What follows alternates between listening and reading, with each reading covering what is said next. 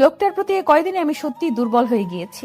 আমিও যে মানুষটাকে ভালোবাসি সেটা আমি বুঝতে পেরেছি। উনি কাছে এলে আমার বুক ধুকপুক ধুকপুক করে, নিঃশ্বাস নিতে কষ্ট হয়। আর সত্যিই তো, সে তো আমার অনুমতি ব্যতীত আমাকে ছুঁয়ে দেয়নি। আজ আমি ওনার চোখে আমাকে কাছে পাওয়ার ব্যাকুল আকুলতা দেখতে পাচ্ছি। প্রায় 2 ঘন্টা হতে চলল ওয়াশরুমে বসে আছি। তখনকার আমার কাজটা করাটা যতবার মাথাচাড়া দিয়ে উঠেছে, ততবার আমি লজ্জায় নিজের মুখ ঢাকছি। ছি, আমি নিজের অজান্তে কি করে বসলাম। ইস্যু পাখি, তুমি বের হবে নাকি আমি দরজা ভাঙবো? কি হলো বলো? আসছি। আমি ওনার ঠান্ডা থ্রেড শুনে আমি এক মুহূর্ত অপেক্ষা না করে দরজা খুলে বের হয়ে গেলাম। উনি আমার কাছে এসে গালে হাত দিয়ে বলে ওঠে, কি সমস্যা? I am your husband. যখন তখন চুমু খাবে, যা ইচ্ছে তাই করবে। মাঝে মাঝে আমিও সুযোগ পাবো। আর জান, এই একটু কিসিংয়ে এতটুকু, আর বাকি কাজ করলে তুমি তো। মিস্টার চৌধুরী, আপনি কিন্তু আমাকে আবার লজ্জা দিচ্ছেন। আমি কিন্তু আবার চলে যাব। না জান, যেতে হবে না, এবার আমি নিয়ে যাচ্ছি। উনি আমাকে হুট করে কোলে নিয়ে নিলেন। আমি ভয় পেয়ে ওনাকে জড়িয়ে ধরলে লোকটা ঠোঁট কামড়ে হেসে বেডে আমাকে শুইয়ে দিয়ে আমার উপর ঝুঁকে পড়ে। চোখ ছোট ছোট করে বলে, জান, I need you, badly need you পাখি, and I really love with you. Can I? লোকটার প্রতি কয়দিনে আমি সত্যি দুর্বল হয়ে গিয়েছি। আমিও যে মানুষটাকে ভালোবাসি সেটা আমি বুঝতে পেরেছি। উনি কাছে এলে আমার বুক ধুকপুক ধুকপুক করে, নিঃশ্বাস নিতে কষ্ট হয়। আর সত্যিই তো, সে তো আমার অনুমতি ব্যতীত আমাকে ছুঁয়ে দেয়নি। আজ আমি ওনার চোখে আমাকে কাছে পাওয়ার ব্যাকুল আকুলতা দেখতে পাচ্ছি। ভাবনার ভেতর আবার উনি গলায় হাত দিয়ে দিলেন। আমার কোনো রেসপন্স না পেয়ে উনি উঠে যেতে চাইলে আমি ওনার হাত খামচে ধরি, খিচে বন্ধ করে ওনার বুকে মাথা গুজে দিই। লোকটা হেসে কানের কাছে মুখ নিয়ে ফিসফিস করে বললেন, এই অতৃপ্ত পিপাসাকে জাগিয়ে তুলে তুমি ঠিক করনি Pakhi. Be ready my torture. কথাটা বলে উনি আমাকে টেনে নিলেন নিজের বুকে। চোখে মুখে ইচ্ছে মতো চুমু খেতে শুরু করলেন। আস্তে আস্তে এর দিকে অগ্রসর হয়ে ঠোঁট জোড়া চুষে নিতে লাগলেন। কাঁধের দিকে ওনা সরিয়ে কামড় বসিয়ে দিলেন। ব্যথায় কুকিয়ে উঠলে ছোট ছোট চুমু দিতে থাকে। আমি লজ্জায় চোখ বন্ধ করে আছি। এক হাতে কোমর জড়িয়ে আরেক কানের নিচে দিয়ে চুলের ভেতরে ঢুকিয়ে ঠোঁটে চুমু খেলো। সারা শরীর শিরশির করে কেঁপে উঠল। ওনার মাতাল নেশালো স্পর্শে মিস্টার চৌধুরীর শার্ট খামচে ধরলাম। আস্তে আস্তে ডুব দিলাম ভালোবাসার সাগরে, যেখানে এক সমুদ্র ভালোবাসা দুজনের জন্য বরাদ্দ। চোখ বুজে পাড়ি দিলাম ভালোবাসার অতল সমুদ্রে। আজানের শব্দে ঘুম হালকা হলে চোখ পিটপিট করে তাকিয়ে দেখি মিস্টার চৌধুরীর বুকে শুয়ে আছি, যে এখন নিশ্চিন্তে ঘুমিয়ে আছে আমাকে জড়িয়ে। দুজনের শরীরে একটা চাদর ছাড়া কিছুই নেই। লজ্জায় মাথা নুইয়ে এদিক সেদিক হাতড়ে কিছু পেলাম না। মিস্টার চৌধুরী শার্ট নাগালে পেয়ে আপাতত সেটাই পরে নিলাম। নড়তে গেলেই বুঝতে পারলাম শরীরে অসহনীয় ব্যথা। ঠোঁট চেপে ব্যথা হজম করে ওনার বাহুবন্ধন থেকে নিজেকে মুক্ত করে নেওয়ার চেষ্টা করতে শুরু করলাম। কিন্তু হিতে বিপরীত হলো, উল্টো আমাকে জড়িয়ে ধরে আমার দিকে নেশালো চোখে তাকিয়ে আছে। এমন চাহনি উপেক্ষা করার ক্ষমতা আমার নেই, তাই লজ্জায় এদিক সেদিক তাকিয়ে কোনো মতে বললাম, কি কি দেখছেন মিস্টার চৌধুরী? আমাকে ছাড়ুন, সন্ধ্যা হয়ে এসেছে। সবাই কি ভাববে? প্লিজ উফ, ইস্যু পাখি আর কিভাবে আমাকে সিডিউস করবে বলো তো? এমনিতেই তুমি যথেষ্ট খারাপ করেছো আমাকে, আর এখন এই হট ড্রেসে আমাকে কি আবার আক্রমণ করতে চাইছো? ছি, প্লিজ এসব বলা বন্ধ করুন। আজ আমি খুব খুশি পাখি, আমার জানকে আমি আজ আপন করে নিয়েছি। ফ্রেশ হতে হবে, প্লিজ আমাকে যেতে দিন। আর কিছু না বলে উনি চাদরটা নিজের কোমরে বেঁধে আমাকে কোলে তুলে নিলেন। একসাথে ফ্রেশ হব আমরা, আর সাথে তো আদর। বন্ধ করুন এসব বলা। লোকটা ইচ্ছে করে আমাকে লজ্জা দিয়ে নিজেও শাওয়ার নিয়েছে, সাথে আমাকেও জ্বালিয়েছে। দুজন একসাথে শাওয়ার নিয়ে বের হলে আমাকে বেডে বসিয়ে আমার চুল মুছিয়ে দিয়েছে। পেটে হালকা চিনচিনে ব্যথা অনুভব হতেই দাঁতে দাঁত চেপে শুয়ে নিলাম। শেষে আর না পেরে কেঁদে দিলাম। উনি আমার মাথা ওনার বুকে নিয়ে পিঠে হাত বুলিয়ে বলতে আরম্ভ করলেন, আই নো জান, তোমার কষ্ট হচ্ছে। ফার্স্ট টাইম তো পাখি, তাই এমন হচ্ছে। Please forgive me. আমার আরও সতর্ক হওয়া উচিত ছিল। কেঁদো না প্লিজ। কিছুক্ষণ চুপ থাকার পর উনি ওড়না নিয়ে আমার মাথায় দিয়ে নিলেন। হাত ধরে বাহিরে যাওয়ার ইশারা দিলেন। এটা একটা সিম্পল বিষয় পাখি, আর এখানে আমরা ছাড়া কেউ ছিলাম না যে আমাদের রোম্যান্স কেউ দেখেছে, তাই লজ্জা না পেয়ে চলো। তুবা এই নিয়ে 11 বার দরজা নক করে গেল। ছি, আপনি ইচ্ছে করে এবার এমন করছেন? উনি ক্রুর হেসে আমার হাত জড়িয়ে নিচে নেমে এলেন। তুবা আর আপু সন্দিহান চোখে আমার দিকে তাকিয়ে আছে। সায়ন ভাইয়া, মিস্টার চৌধুরী আর তুহিন ভাইয়া কথা বলছে। যেহেতু সন্ধ্যা হয়ে এসেছে, তাই তুহিন ভাইয়া এসেছে তুবাকে নিয়ে যেতে। আম্মু তার চাচিমা নাস্তা দিচ্ছে, কিন্তু এর মধ্যে আমি এনা বা রাইসা কাউকেই দেখতে পাইনি। ভাবনার মাঝেই আপু চুলে হাত দিয়ে ফিসফিস করে বলে উঠল, কিরে, ঘরে বসে এত টাইম রোমাঞ্চ করছিলি বুঝি? বাহ, আদর তো ভালোই করলো ভাইয়া। নিশা, আরে এমন জানলে কি আর আমি বারবার দরজা নক করে ডিস্টার্ব করতাম? তো কি কি আদর করলো রে? হ্যাঁ, নিশ্চয়ই খুব বেশি আদর খেয়েছিস। থাক, আজকে নাস্তা না করলেও চলবে তোর। উফ, কি শুরু করলে তোমরা? আপু এসব কি বলছো? আর তুবা কিসের আদর? হ্যাঁ। এর মাঝেই মিস্টার চৌধুরী আমার পাশে বসে পড়লেন। হাতে পাস্তা নিয়ে আমার মুখের সামনে ধরলেন। অসহায় চোখে তাকাতেই বললেন, নো এক্সকিউজ বাকি, অনেকক্ষণ হয়েছে তুমি খেয়েছো, সো ফিনিশ ইট। উপায় না পেয়ে খেয়ে নিলাম ওনার হাতেই। তুবা আপু আর বাকি সবাই ওনার কর্মকাণ্ডে ব্যস্ত, তাই ওরাও মজা নিচ্ছে আর খাচ্ছে। চাচ্চু এসে জানায় কালকের দিনটা থাকতে, কিন্তু উনি আগেই বলে দিয়েছে কাল ওনার জরুরি মিটিং আছে, তাই আমি আর আপু মুখ কালো করে বসে আছি। শেষে নিজের বাড়িতেও এক রাতের বেশি থাকতে পারবো না। কথাবার্তা খুনসুটির মাঝেই সময় পার হয়ে যায়। রাইসা বা এনা আপুকে না দেখে অস্থিরতা কাজ করছে। এক ফাঁকে বাগানে নিজের গাছগুলো দেখতে এলে দেখি দুজন কিছু বলছে। এনা আপু আমাকে দেখে রেগে সামনে আসে। রাইসা তা করতে চেয়েছে, কিন্তু দুজন একসাথে হওয়াতে ধাক্কা খেয়ে মাটিতে পড়ে গেল। আমি হেসে দিলে রাইসা মাটি থেকে উঠে আমার হাত চেপে ধরে বলে, খুব হাসি পাচ্ছে তাই না? খুব আনন্দে আছিস তুই, কিন্তু বেশি দিন এই সুখ তোর কপালে সইবে না। তুমি আমার আভারকে দূরে করেছো তাই না? কিন্তু তোমার আসল পরিচয় জানলে আভার কেন, তুমি নিজেই নিজেকে ঘৃণা করবে। তখন থেকে আপনি আর রাইসা তুই একই কথা বলছিস। আগে কিছু কর, তারপর বলিস। মিস্টার চৌধুরীর কাছ থেকে আমাকে কেড়ে নেওয়া অসম্ভব। আমার কথার মাঝেই কাঁধের ওড়না সরে গিয়েছে, ফলে মিস্টার চৌধুরীর দেওয়া ভালোবাসার চিহ্ন ঘাড়ের কাছে জল করছে। রাইসা তা দেখে আমার হাত টেনে ওড়না সরিয়ে ইশারা করে বলে, কিসের দাগ? এনা আপু তাকে জিজ্ঞেস করে।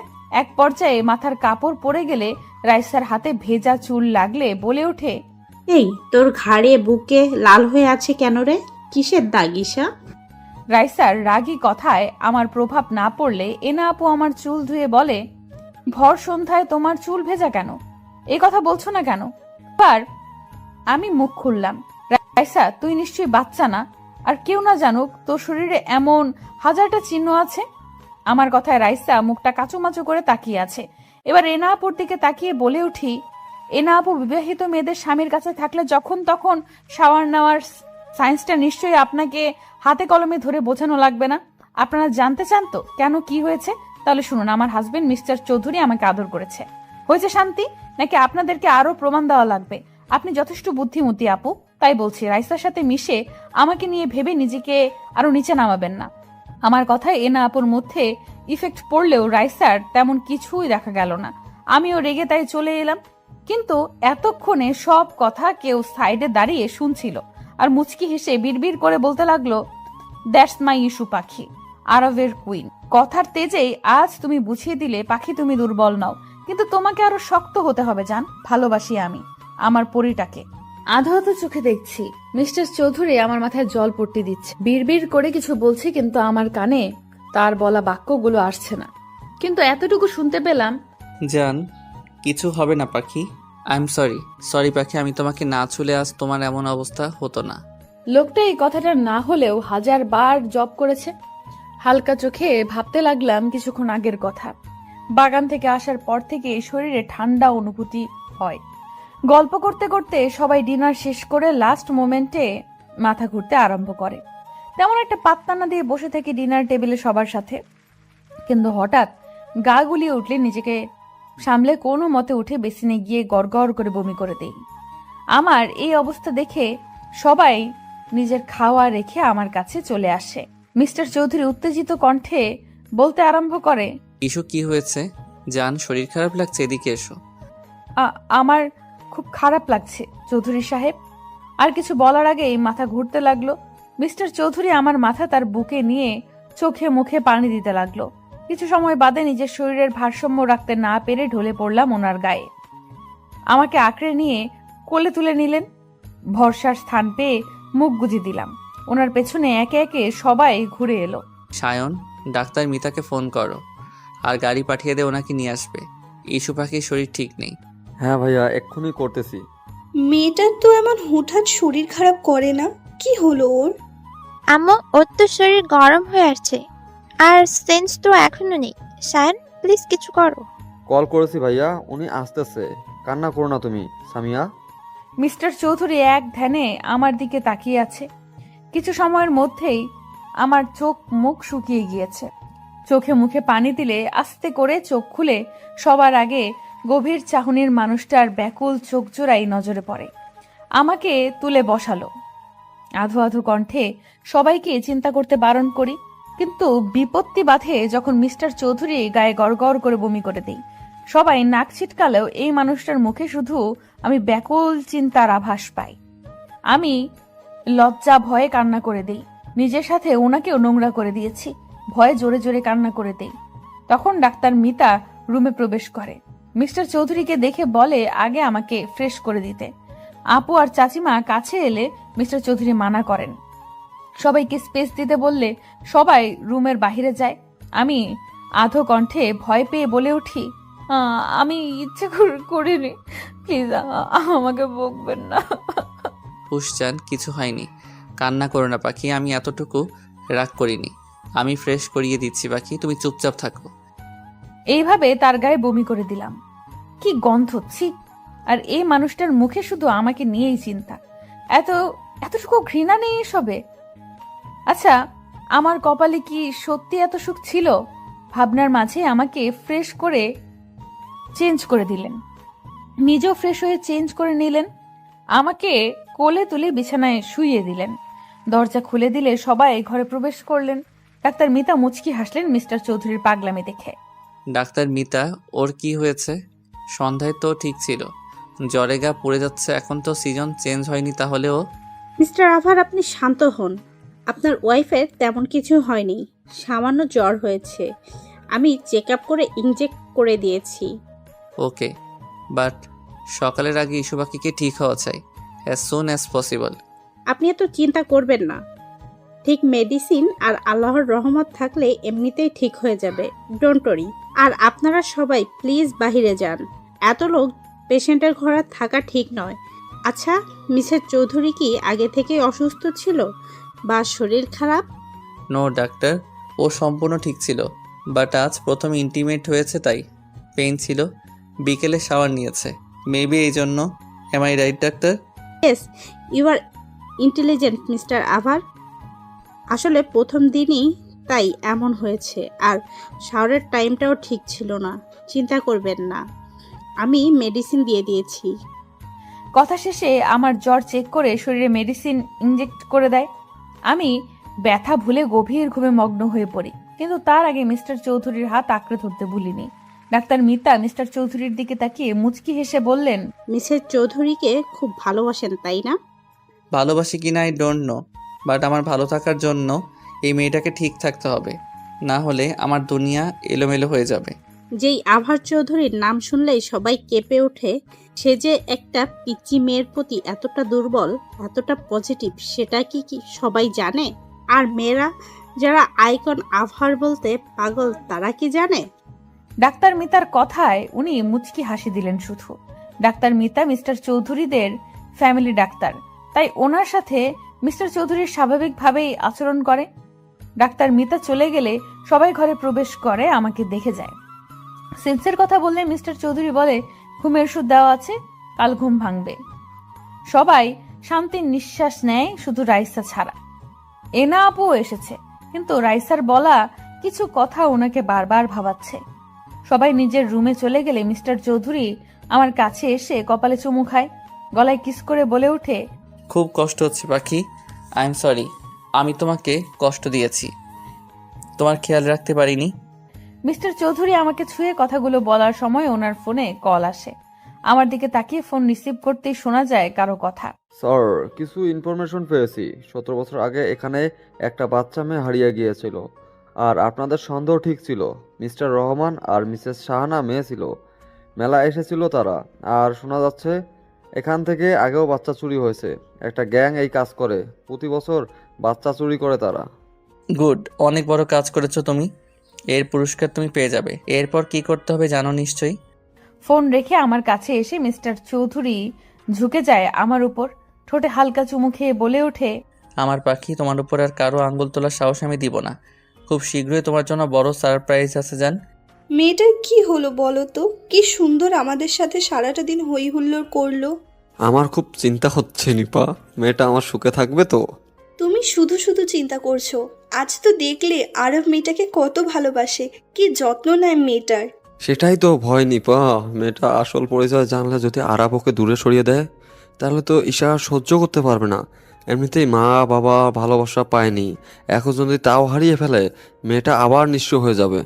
আমি আরবের চোখে ঈশার জন্য অসীম ভালোবাসা দেখতে পেয়েছি। চিন্তা করো না, আরবকে কাল সবটা বলে দিও। এমনিতেই বিয়েটা যেই পর্যায়ে হয়েছে, তাই বলা হয়ে ওঠেনি।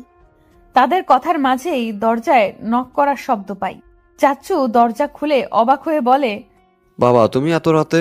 ঈশা ঠিক আছে তো? কি হয়েছে আরাব? ঈশা ঠিক আছে যাচ্ছো। আর একটু কথা ছিল। সরি এত রাতে আসার জন্য। না না আরব, ভেতরে এসো বাবা। ঈশাকে? কি ওর পরিচয়? কোথায় পেলেন আপনারা ওকে? মিস্টার চৌধুরীর কথায় চাচ্চু চাচিমা ভয় পেয়ে যায়।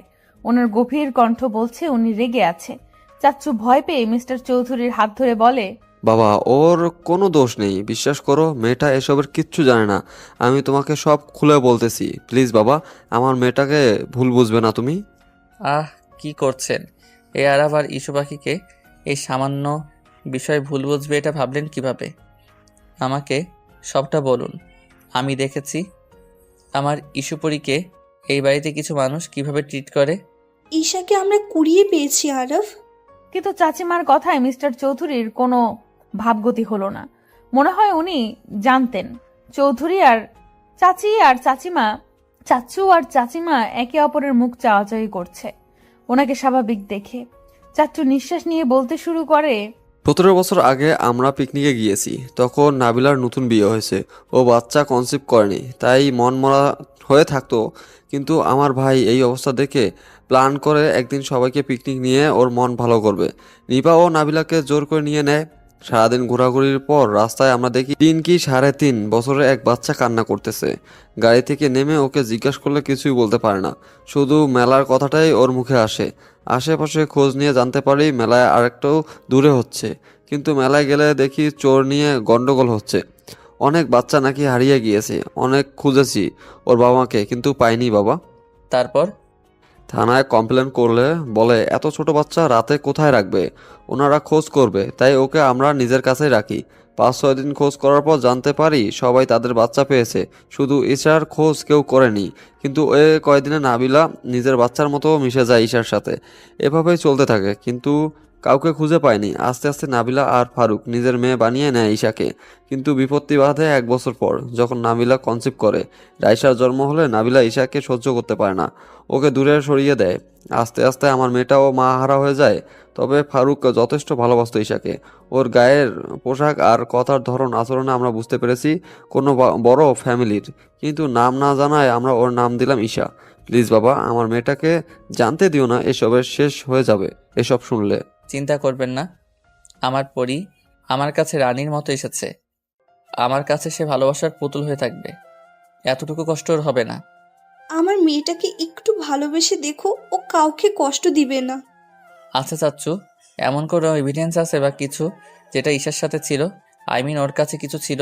হ্যাঁ হ্যাঁ আছে, ওর ড্রেসগুলো আমরা হারিয়ে ফেলেছি, কিন্তু ওর একটা পেন্ডেন্ট আছে যেটা ওর গলায়, আর বডি মার্ক হিসেবে ওর বাঁ হাতে 2টো তিল আছে।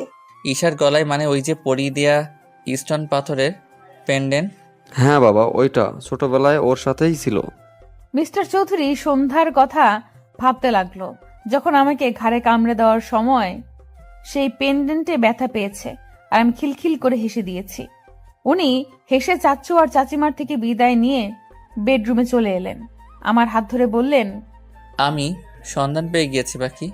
আর মাত্র কিছুদিন। তোমার জন্মদিনেই তুমি তোমার সবচেয়ে বড় সারপ্রাইজটা পাবে জান। বলতে বলতে আমাকে বুকে টেনে নিয়ে ঘুমিয়ে গেলেন। সে কখন থেকে বেডে পা তুলে বসে আছি। মিস্টার চৌধুরী সোফায় বসে আমার দিকে তাকিয়ে মিটমিটিয়ে হাসছে। এবার আরো রাগ লাগছে। সবাই আমাকে বকে গিয়েছে কেন আমি ভোর সন্ধ্যায় শাওয়ার নিয়েছি, কিন্তু কেউ তো জানে না এই ভদ্রলোকের জন্যই তো এসব হয়েছে। ঈশা, আম্মু খেয়ে নে, আর বকবো না। দেখ, তোর জন্যই তো বকলাম। আম্মু খেয়ে নে। তুমি ইভেন তোমরা সবাই আমাকে শুধু শুধু বকেছ। এখন খাবো না, আমার আরো ঘুম পাচ্ছে। আমার কথা এবার মিস্টার চৌধুরী আমার দিকে তেড়ে এসে বলে, চাচি আম্মু তুমি আমার কাছে দাও, আমি খাইয়ে দিচ্ছি। মেয়েটা বড্ড জ্বালায়। ওনার কথায় চাচিমা হেসে ওনার হাতে খাবার দিয়ে চলে গেলেন। আমি দ্রুত কম্বল দিয়ে মুখ ঢেকে নিলাম। উনি খাবার রেখে আমার কম্বল টান দিয়ে সরিয়ে দিলেন। আমি আরো জোরে চেপে ধরলে এবার গম্ভীর কণ্ঠে বলে, ঈশা, আমি তোমাকে খেতে ডাকছি, তুমি কি আসবে নাকি আমি নিজে টেনে আনবো? আমি কিছু করলে তুমি ব্যথা ছাড়া কিছুই পাবে না। এই প্রথম উনি আমাকে রুডলি ভাবে ডেকেছে, তাও ঈশা আমার নাম নিয়ে। ভালোবেসে ডাকিনি, হুট করে মনটা অভিমানে ছেয়ে গেল। এই মেয়ে, তোমাকে ডাকছি আমি, খাওয়া নিয়ে তুমি এত ইরেসপন্সিবল কেন? এটা খুব অভিমান হলো। মিস্টার চৌধুরী কি আগের মতো আমাকে ভালোবাসে না? এইভাবে তো আমার সাথে কথা বলে না উনি। অভিমানের অনুভূতিগুলো একজোট হয়ে মিস্টার চৌধুরীর কাছে ভিড়ে গেল। তাই আর কিছু না বলে নিজেই কম্বল সরিয়ে উঠে গেলাম। মুখ কালো করেও বুঝতে দিলাম না। ওনার হাত থেকে বাটি কেড়ে নিজেই মুখে পুরে নিলাম কর্নফ্লেক্স। উনি ঘাড় কাত করে আমার দিকে তাকিয়ে ফোন নিয়ে উঠে গেলেন। এবার মনে হচ্ছে কষ্টটা আরো চেপে থাকতে চাইছে। একটিবার আমার দিকে ফিরেও তাকালো না। আমি হয়তো ওনাকে জ্বালিয়েছি, না পারলাম না। এবার ফুপিয়ে ফুপিয়ে কেঁদে উঠলাম। এক হাত দিয়ে চোখ মুছছি আর এক হাত দিয়ে খাচ্ছি। হাতের বাটিতে টান পড়ায় নিজের খেয়াল ফিরে পাই। কি হয়েছে? আমাকে দেখিয়ে দেখিয়ে কাঁদছো কেন? একদম আমার সামনে ন্যাকা কান্না করবে না, না হলে আমার থেকে কেউ আর খারাপ হবে না। এবার সব সীমানা পেরিয়ে গেল। ভালোবাসার মানুষগুলো এতটুকু অবহেলা আমাদের সহ্য হয় না। আর সেখানে উনি আমাকে বকছে, রীতিমতো মারবে বলছে। আর তাই না পেরে জোরে কেঁদে উঠলাম। কাঁদতে কাঁদতে বেড থেকে নেমে গেলাম। ওয়াশরুমে পা বাড়ানোর আগেই উনি কোলে তুলে নিলেন। নিজের কোলে বসিয়ে ওনার দিকে ফিরিয়ে নিলেন। চোখের পানি মুছতে মুছতে বললেন, আহারে আমার পরীরে জান, তুমি এতটা বাচ্চা কিভাবে হও? পাখি, তুমি কি জানো তুমি আমার জান? বোঝো তুমি এই আরবের জীবনে কতটুকু জায়গা জুড়ে আছো যার পরিমাপ করা যাবে না। আমার কপালে চুমু দিয়ে কথাগুলো বললেও আমি কান্না থামাইনি। ওনার বুক থেকে সরে যাওয়ার চেষ্টা করলেও এক চুল নড়তে পারিনি। বুকের মাঝে আরো চেপে ধরলেন। এবার আমি ফুপিয়ে কেঁদে উঠলাম। আমি যা জান, আপনি আমাকে আর ভালোবাসেন না। আমি কাল আপনাকে খুব জ্বালিয়েছি, তাই না? আপনার গায়ে বমি করেছি, তো তাই এইভাবে বকলেন তো? আচ্ছা, আমি হুশ জান, একদম না। আমি তোমাকে খুব ভালোবাসি পাখি। আর আমি তো আমার ইস্যু পাখিকে একটু কাঁদাতে চেয়েছি, দেখতে চেয়েছি যে আমার অভিমানীটা কিভাবে রেগে যায়। সরি জান। কথা বলবো না আপনার সাথে। আমার নাম ঈশা, কোনো জান পাখি বা পাখি না। আপনি এইসব নামে আর ডাকবেন না। আর আপনি আমাকে মারবেনও বলেছেন। কথা শেষ করেই কেঁদে দিলাম। উনি আরেকটু গভীরভাবে জড়িয়ে নিলেন, গালে নাক ঘষে বললেন, এতটুকু সামান্য বকাতেই এই অবস্থা? আর যদি অন্য কিছু বলতে যেতাম তাহলে তো আজ এখানে সাগর বয়ে যেত। সরি পাখি, আমি রেগে যাওয়ার অভিনয় করেছি মাত্র। কিভাবে আমার জানকে আমি সজ্ঞানে কষ্ট দিব? তাহলে এইভাবে আমাকে ডাকলেন কেন?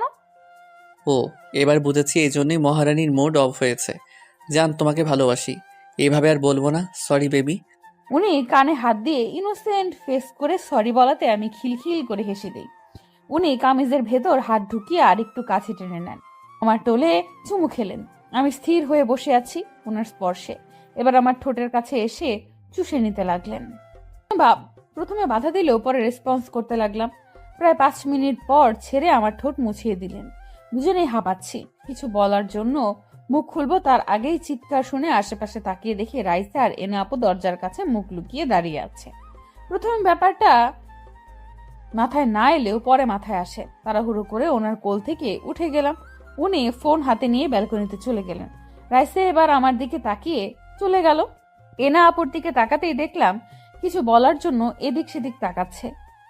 তাই জিজ্ঞেস করলাম, এনা আপু কিছু বলবে? এসো ঘরে এসো। আহ, না মানে ঈশা আসলে বুঝতে পেরেছি আপুর মনের কিছু ঝড় চলছে, তাই আমি মুচকি হেসে আপুর হাত ধরে বললাম, কিছু বললে তুমি নির্দ্বিধায় বলতে পারো। আসলে ঈশা আমাকে ক্ষমা করে দিও। আমি শুরু থেকেই তোমাকে জ্বালিয়ে আসছি, তোমার ক্ষতি করার চিন্তায় আছি। আমাকে প্লিজ ক্ষমা করে দাও, আমি তোমার লাইফ থেকে চলে যাব। আপু, তুমি এর জন্য মন খারাপ করে আছো? আমি জানতাম তুমি ভুল বুঝতে পারবে, তাই বিশ্বাস ছিল। আর দেখো, আজ তুমি বুঝতে পেরেছো। আপু, আমি মিস্টার চৌধুরীকে ভালোবাসি কিনা জানি না, কিন্তু ওনাকে ছাড়া যে এক মুহূর্ত চলতে পারি না, সেটা আমি বুঝতে পেরেছি। উনি যে আমার অভ্যাস হয়ে গিয়েছে। চিন্তা করো না, আমি আর তোমাদের মাঝে আসবো না, চলে যাব। আরব যে তোমাকে খুব ভালোবাসে তার প্রমাণ আমি প্রতি পদে পেয়েছি, তাই আমি খুব করে সরি। আপু প্লিজ, আমাদের ছেড়ে চলে যেও না। তুমি তোমার ভুল বুঝতে পেরেছো, প্লিজ আপু যেও না। একটা ভালো পাত্র দেখে তোমার বিয়ে দিয়ে দিব। তুমি সত্যিই অনেক ভালো মেয়ে, আমি তোমাকে চিনতে পারিনি। তুমি খুব ভালো থেকো, অনেক সুখে থেকো ঈশা। আমি আপুকে গিয়ে জড়িয়ে ধরলাম। আপু চমকালেও পরে বুঝতে পেরে আমাকে জড়িয়ে ধরলেন। আপু কথা দাও যাবে না, আমি খুব মিস করব তোমায়। আমরা আজ থেকে বন্ধু, আগে তো শত্রু ছিলাম।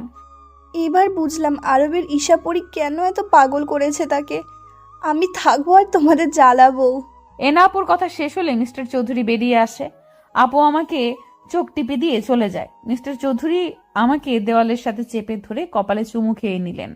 আমার দিকে তাকিয়ে বললেন, ভালোবাসি পরি। তুমি এতটা নিষ্পাপ যে খারাপ মানুষগুলো তোমার সংস্পর্শে এলে ভালো হয়ে যায়। ভালোবাসি জান। মিস্টার চৌধুরী একটা কথা বলি। বলো জান। পারমিশন নিচ্ছ কেন? বরটা তো তোমারই। আমাকে ফুচকা খেতে নিয়ে যাবেন প্লিজ। হোয়াট? হায় আল্লাহ, এই লোকটা কি এখন বকবেন আমায়? মা তো বলেছিল উনি বাহিরের এসব অ্যালাউ করে না, তাহলে কি এবার বকবেন? নিয়ে যাব জান। আজ সারাটা দিন তোমার জন্য। তুমি যা চাইবে তাই পাবে। আমি ওনার বুকে মুখ গুজে বললাম, আপনি আমার লাইফে একজন ফেরেশতা মিস্টার চৌধুরী। আমি চাই, খুব করে চাই ভালোবাসার কাঙাল হয়ে থাকতে। পাবে জান। এই জীবনে ভালোবাসাগুলো তোমার জন্য বরাদ্দ। সময় মতো সব পাবে। এবার আদর করি আমি। মিস্টার চৌধুরী, চৌধুরী সাহেব। আয়নায় দাঁড়িয়ে মিস্টার চৌধুরীর কাণ্ড দেখছি। এই নিয়ে 100 বার কপালে চুমু দিচ্ছেন আর ভালোবাসি শব্দটা বলছেন। কালো শাড়ি, কালো চুড়ি আর কালো গোলাপে আমাকে মুড়িয়ে দিয়েছেন। ম্যাচিং পাঞ্জাবি পরে আমার চোখে কাজল দিয়ে দিলেন। শাড়িতে সেফটি পিন দিতে দিতে বলে উঠলেন, আমার পরি যে এত আগুন সুন্দরী সেটা তো আমি খেয়াল করিনি। দেখো মেয়ে, আমি এখন কিন্তু বের হব, তাই একদম সিরিয়াস করবে না। আমি অবাক হয়ে গিয়েছি লোকটার এই কথায়। বলে কি লোকটা? এতক্ষণ তো নিজেই শাড়ি পরানো নিয়ে এত জ্বালাতন করলো আমাকে। মিস্টার চৌধুরী, আপনি কিন্তু আমাকে ব্লেম করছেন। আপনি তো আমাকে মানে আপনি নিজেই তো। বলো তোমাকে কি? না হলে আমি বুঝবো কিভাবে কি করেছি আমি। এই ভোলা ভালা ছেলেকে তুমি এখন ফাঁসাচ্ছ। উনি ঠোঁট কামড়ে হেসে কথাগুলো বলছেন। আমি বুঝেছি এই লোকটা আমাকে জ্বালিয়ে ভীষণ মজা পায়, তাই রেগে বলে উঠলাম, কিছু না, আপনি একটা অসভ্য। অনলি ফর ইউ জান। তুমি চাইলে আরেকটু অসভ্য হতে পারি। আমি আর কিছু না বলে মুখ ভেঙচি দিয়ে চলে এলাম। লোকটা বুকে হাত দিয়ে মুচকি হেসে বললেন, এই মেয়েটা আমাকে পাগল করে ছাড়বে। মাই কুইন, মাই ব্ল্যাক রোজ। সবার থেকে বিদায় নিয়ে চলে এলাম আমি আর মিস্টার চৌধুরী ঘুরতে। তা আমাকে সত্যি অনেক ভালোবাসে, তার প্রমাণ আমি পদে পদে পাচ্ছি। কেউ এত বলার পরেও এক মুহূর্তও থাকতে রাজি হয়নি। কিন্তু আমি ছোট্ট একটা চাওয়া, আমার প্রেমিক পুরুষের সাথে একটা দিন কাটাবো। উনি সেই কথা রাখতেই আজকে থাকতে রাজি হয়েছে। আপু আর সায়ান ভাইয়াও বের হয়েছে, কিন্তু ওরা আলাদা বের হয়েছে। নদীর পাড়ে ইচ্ছা মতো ঘুরে যেই না গাড়ির কাছে যাব, অমনি শাড়ির কুচি এলোমেলো হয়ে গিয়েছে। কিন্তু আমি বলার আগেই মানুষটা আমার পায়ের সামনে হাঁটু গেড়ে বসে পড়েন। রাস্তার মানুষ সব হা করে চোখ বড় বড় করে তাকিয়ে আছে, কারণ মিস্টার চৌধুরী আমার শাড়ির কুচি ঠিক করে দিচ্ছেন। কেউ কেউ দূর থেকে ভিডিও করছে। কাছে ঘেঁষার সাহস আপাতত কারণ নেই, কারণ চারিপাশে ওনার গার্ডে ভর্তি। মিস্টার চৌধুরী শুনছেন? জান। হয়েছে, এবার তো উঠুন। কিভাবে তাকিয়ে আছে? ফাঁকি, তুমি শাড়ি সামলাতে পারো না তাহলে কেন পড়লে? দেখলে তো মাঝ রাস্তায় এলোমেলো হয়ে গেল। এখন আমার দোষ দিচ্ছেন আপনি? আপনি নিজেই শাড়ি পরাবেন বলে জোর করে অত্যাচার করলেন। হোয়াট? অত্যাচার? কথাটা বলে উনি হু হা হা করে হেসে দিলেন। আমার চুলে হাত বুলিয়ে দিয়ে বলতে আরম্ভ করলেন, লাইক সিরিয়াসলি জান, আমি তোমায় অত্যাচার করি? মানে আমি এই আরাব আমার জানকে কষ্ট দেই? এই যে আপনি শাড়ি পরানোর সময় আমাকে জ্বালিয়ে অত্যাচার করেন। ওরে জান, এটা তো রোমান্টিক অত্যাচার। তুমি চাইলে আমি এখানেও। না প্লিজ, আপনি আমাকে ঘুরতে নিয়ে চলুন, এসব বাজে কথা বলবেন না। ওকে মিসেস, আপনি যা বলেন। আজকের দিনটা তো আপনার জন্যই। মুচকি হেসে হাত বাড়িয়ে দেয়। আমি ভরসার হাত পেয়ে জড়িয়ে যাই ওনার হাতে। রাস্তার অনেকেই এখনো একইভাবে তাকিয়ে আছে, কিন্তু আমি তাকিয়ে আছি আমার দেখা সুদর্শন কেয়ারিং চৌধুরী সাহেবের দিকে, যে একমাত্র আমার সামনেই এতটা নরম মানুষ। ঘোরাঘুরির এক পর্যায়ে ফুচকা স্টল দেখে ওনার হাত খামচি ইশারা করি। উনি ব্রু কুচকি কিছুক্ষণ আমার দিকে তাকিয়ে থেকে নিয়ে গেলেন ফুচকা স্টলে। দোকানিকে উনি এমন ভাবে ইনস্ট্রাকশন দিচ্ছে মনে হচ্ছে দোকানটা আজ আমার জন্য খোলা হয়েছে। এই মামা, ফুচকা দিন, ঝাল দিয়ে মজা করে বানিয়ে দিবেন।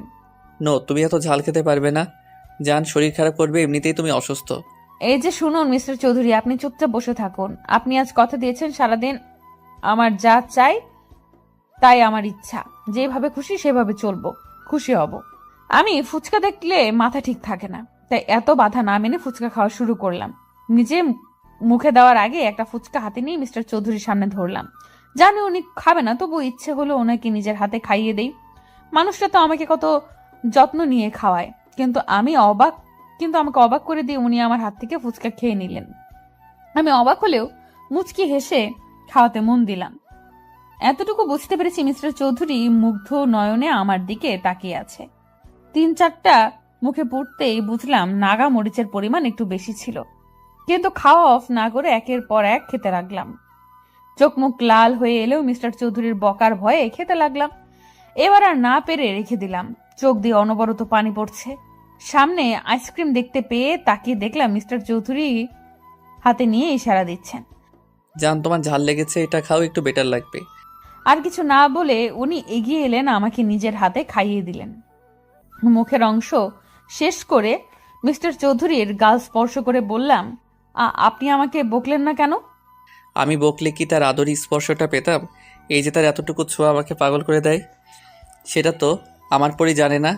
আমার হাতে চুমু খেয়ে উঠে এলেন। মেলা হচ্ছে শুনে বায়না ধরলে উনি বিনা বাক্যে আমাকে নিয়ে যায়। চুড়ির দোকানে গিয়ে কাচের চুড়ি কিনে নিজের হাতে পরিয়ে দিলেন। দূর থেকে কেউ কেউ অবাক চোখে তাকিয়ে আছে ওনার দিকে, কারণ বাহিরে এখনো কেউ জানেই না তাদের ক্রাশ স্বয়ং আয়ান আরাফ চৌধুরী বিয়ে করেছে, যে কিনা এসব প্রেম বিয়ে আর মেয়েদের থেকে 10 হাত দূরে থাকে। পুরো মেলা ঘুরে উনি রেস্টুরেন্টে নিয়ে গেলেন। পছন্দের ডিশ অর্ডার করলে উনি নিজের হাতে আমাকে খাইয়ে দেয়। বাহিরে বের হলে শীত শীত অনুভব হতেই হাতের উপর থেকে হাত দিয়ে মালিশ করতে থাকি। মিস্টার চৌধুরীর কাছে এসে গায়ের থেকে চাদর নিয়ে আমার গায়ে জড়িয়ে দেয়। আমি অবাক চোখে তাকিয়ে চাদরে আঙুলে তাক করে বলি, লেডিস চাদর কোথায় পেলেন? আমি জানি জান, তুমি নিজের জন্য এতটুকু খেয়াল রাখো না। এই যে এখন শীতে কষ্ট পাচ্ছ, কে ভুগছে, আমি না তুমি? আমি আসলে বুঝতে পারিনি। না জান হুশ, আমি আছি তোমার খেয়াল রাখার জন্য। কথা শেষ করে উনি আমাকে আরেকটু কাছে টেনে নিলেন, গালে গভীর চুম্বন লেপটে দিলেন। কানের কাছে রিনি ঝিনি আওয়াজ শুনে চোখ খুলে দেখি মেলায় দেখা সেই ঝুমকোগুলো, যা আমি মুগ্ধ নয়নে দেখেছি, কিন্তু মিস্টার চৌধুরীর ফোন আসায় তিনি কলে ব্যস্ত ছিলেন, তাই আর মুখ ফুটে বলিনি। কিন্তু মানুষটা সেটা নজরও রেখেছে। এতটা খেয়াল কি কেউ কারোর জন্য রাখতে পারে? ঝুমকোগুলো আমাকে পরিয়ে দিলেন নিবিড় যত্নে, 2 হাতে আগলে নিলেন বুকের ভেতরে। আমিও মুখ গুজে দিলাম আমার নামে লিখিত মানুষটার বুকে। শাড়ি ভেদ করে পেটে স্লাইড করতে করতে বললেন, আমার গভীর যতনে তোমাকে বুকে লুকিয়ে রাখবো পরি। আমার সব সুখ তোমার হোক, ভালোবাসি, আজীবন ভালোবেসে যাব। তোমার জন্য এই মিস্টার চৌধুরীর জীবন আর তার ভালোবাসা সারা জীবন লিখিত থাকবে। সেদিনের পর কেটে গিয়েছে প্রায় 1 সপ্তাহ। আজ মিস্টার চৌধুরী নিজে আমাকে আর মায়াকে ভার্সিটি দিয়ে আসবে। টেনশনে ছিলাম, না জানি লোকটা আমাকে পড়তে দেয় কি না, কিন্তু আমার ধারণাকে সম্পূর্ণ ভুল প্রমাণ করে উনি নিজেই আমাকে পড়ার অনুমতি দিয়েছে। ওনার কাজে আম্মু আর আব্বু ভীষণ খুশি, কিন্তু এর বদলে উনি গুনে গুনে প্রায় 100 চুমু খেয়েছে। লোকটার বাচ্চামোটা দেখে আমি প্রতিটি পদে তার প্রতি নতুন করে প্রেমে পড়ি। জান, I am ready. Are you ready baby? একটু ওয়েট করুন, চুলটা আটকে গিয়েছে। দেখি আমি ঠিক করে দিচ্ছি। এভাবে করলে তোমার চুল তো ছিঁড়ে যাবে কাম পাখি। আমি ওনার সামনে দাঁড়াতেই লোকটা আলতো হাতে আমার চুল স্পর্শ করে ছাড়িয়ে দিলেন। আমি মুগ্ধ নয়নে তার দিকে তাকিয়ে আছি। উনি মুচকি হেসে ইশারা করতে আমি হুট করে পা উঁচিয়ে ওনাকে জড়িয়ে ধরি। উনি প্রথমে অবাক হলেও হালকা হেসে আমাকে আঁকড়ে নেয়, কানে চুমু খেয়ে বলে, আজ নিজে থেকে জড়িয়ে ধরলে যে শরীর খারাপ লাগছে। উফ মিস্টার চৌধুরী, আমি কি এখন জড়িয়ে ধরতেও পারি না? সবসময় কি আমার শরীর খারাপ থাকে? আচ্ছা সরি জান, তুমি তো জানো পাখি তোমার চুপ থাকা শরীর খারাপ আমাকে কতটা পোড়ায়। কথা বলার মাঝেই মায়ার চিৎকার অনুসরণ করে দেখি মায়া চোখ ঢেকে দাঁড়িয়ে আছে। আমি সরে যেতে চাইলেও উনি আমাকে আরো কাছে টেনে নিয়ে আসেন। মায়ার দিকে দৃষ্টি দিতেই বলে উঠে, সরি সরি সরি বড় ভাইয়া, সরি ইস্যু, আমি খেয়াল করিনি, মাই মিস্টেক। তুই নক করিসনি কেন? আমি খেয়াল করিনি, আসলেই আমার লেট হয়ে গিয়েছিল। মিস্টার চৌধুরী, আপনি ছাড়ুন না প্লিজ, সত্যি তো দেরি হচ্ছে, আর আপনি ইচ্ছে করে দেরি করাচ্ছেন। দেরি করিয়ে আমার তো লাভ হলো না জান, সেই তো একটু এই আপনি থামুন, আপনি এত নির্লজ্জ কেন? হ্যাঁ, সামনে আপনার বোন দাঁড়িয়ে আছে আর আপনি ওর সামনেই এসব বলছেন। এই আমি কিছু দেখিনি আর শুনিও নি। কন্টিনিউ বড় ভাইয়া, সময় দিয়ে গেলাম, লাস্ট 10 মিনিট তোমাদের। কথাগুলো বলেই মায়া আমাকে চোখ টিপ দিয়ে চলে গেল। মিস্টার চৌধুরী আমার দিকে তাকিয়ে ফ্লাইং কিস ছুড়ে দিয়ে চেপে ধরলেন। দেখলে তো 10 মিনিট সময় আছে, আর এই সময়ে তো অনেক কিছু করা যায়, তাই না পাখি? ভাই বোন দুটোই এক, লুচু টাইপ। আর কিছু বলার সুযোগ না দিয়ে উনি হ্যাচকা টানে আমাকে সামনে নিয়ে এলেন। আমার কোমর দুহাতে উঁচিয়ে ধরলেন। আমি জানি এখন এই মানুষটার মনে কি চলছে, তাই পায়ের পাতায় ভর দিয়ে ওনার কাঁধ খামচে ধরলাম। চোখ বন্ধ করে অপেক্ষা করছি মিস্টার চৌধুরীর স্পর্শ নেওয়ার জন্য। উনি ঘাড় কাত করে হেসে মিলিয়ে দিলেন দুই ওষ্ঠদ্বয়, এমন ভাবে চুষতে থাকলেন যেন কোনো সুধা পান করছেন। ঘড়ির কাঁটা জানান দিচ্ছে সময় পেরিয়ে যাচ্ছে, কিন্তু ওনার ছাড়ার নাম নেই। তাই আমি হাত পা ছোড়াছুড়ি করতেই আমাকে ছেড়ে দিলেন। আমার ঠোঁট মুছিয়ে দিয়ে বললেন, উফ পাখি, আই এম কন্ট্রোললেস। আমাকে তুমি কিন্তু ইচ্ছে করে এবার সিরিয়াস করছো। আপনি ইচ্ছে করে এভাবে বারবার আমাকে জ্বালাতন করছেন। আপনি আর আমাকে কিস করবেন না। ও তাই? আচ্ছা কিস করব না, কিন্তু হ্যাঁ রোম্যান্স তো করতেই পারবো, তাই না পাখি? আপনি কি যাবেন নাকি আমি চলে যাব? অসভ্য মার্কা কথাগুলো আপনি আর বলবেন না কিন্তু। আচ্ছা যান, চলুন এবার। আমার হাত ধরে নিচে নেমে গেলেন। আম্মু আব্বুর দিকে দোয়া নিয়ে বেরিয়ে গেলাম। আব্বু আম্মুর থেকে দোয়া নিয়ে বেরিয়ে গেলাম। আমি মায়া একসাথে যাব ভেবেছি, কিন্তু আজ বিয়ের প্রথম যাব, তাই উনি নিজেই ড্রপ করে দিবেন। ভার্সিটির সামনে গাড়ি দাঁড় করাতে উনি কপালে চুমু দিয়ে চলে গেলেন। আমি আর মায়া ভার্সিটিতে প্রবেশ করতেই তুবা এসে হাজির হলো। গল্প করতে করতে ক্লাসরুমে যাওয়ার পথে খেয়াল করলাম অনেকেই অবাক চোখে আমার দিকে তাকিয়ে আছে। ভাবতে মনে পড়লো কাল মিস্টার চৌধুরীর আর আমার ঘুরতে যাওয়া, শাড়ি ঠিক করে দেওয়া, মেলায় হাত ধরে ঘোরার কিছু মুহূর্ত ভাইরাল হয়েছে। এই নিয়ে কিছুদিন কানাঘোষা বের হতেই উনি প্রেস মিডিয়া ডেকে সবাইকে আমার পরিচয় দেন। সবাই শুভেচ্ছা জানালেও মিস্টার চৌধুরীর প্রোফাইল ঘুরে দেখি মেয়েদের আত্মচিৎকার। মেয়েরা রীতিমতো সেই বলে কমেন্ট বক্স ভরিয়ে ফেলেছে। ওনার ভেরিফাইড পেজে আমাদের বিয়ের ছবি সহ কিছু কাপল পিক দিয়ে আমাদের বিয়ের খবর জানিয়েছেন। এই জন্যই সবাই আমার দিকে এভাবে তাকিয়ে আছে। অস্বস্তি নিয়ে কোনো মতে কথা শেষ করার পর বের হতে নিলেই থার্ড ইয়ারের সেই মেয়েগুলো পথ আটকে দাঁড়ায়। বাহ বাহ, এই রূপ দিয়েই বুঝি বড়লোক ছেলেদেরকে ফাঁসাও? আগে তো ভোলাবালা সেজেছিলে, এখন হঠাৎ এত ঢং বেড়ে গেল। হ্যাঁ, নইলে ভাব, না হলে এর মতো মেয়েকে কিভাবে সব মেয়েদের ক্রাশ আইকন বিয়ে করবে? How funny. কথাগুলো বলা মাত্রই সবাই হেসে দিল। এবার মায়া আর তুবা ক্ষিপ্ত দৃষ্টিতে তাকিয়ে বলতে আরম্ভ করে, এই যে সমস্যা কি তোমার? মানুষের ভালো দেখতে পারো না তাই না? আমার ভাইয়া বিয়ে করেছে, তাতেই খুব চলছে তাই না?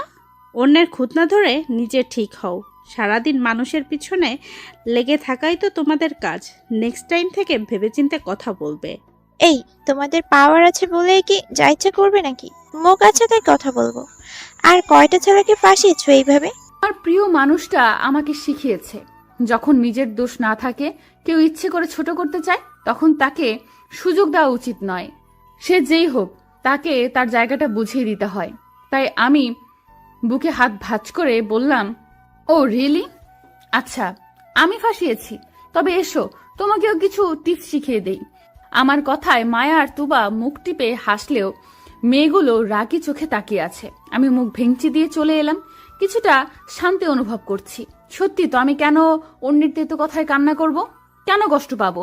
মনে মনে মিস্টার চৌধুরীকে ধন্যবাদ দিতেই ফোনে কল এলো। স্ক্রিনে তাকাতেই দেখি প্রিয় মানুষটার নাম্বার জলজল করছে।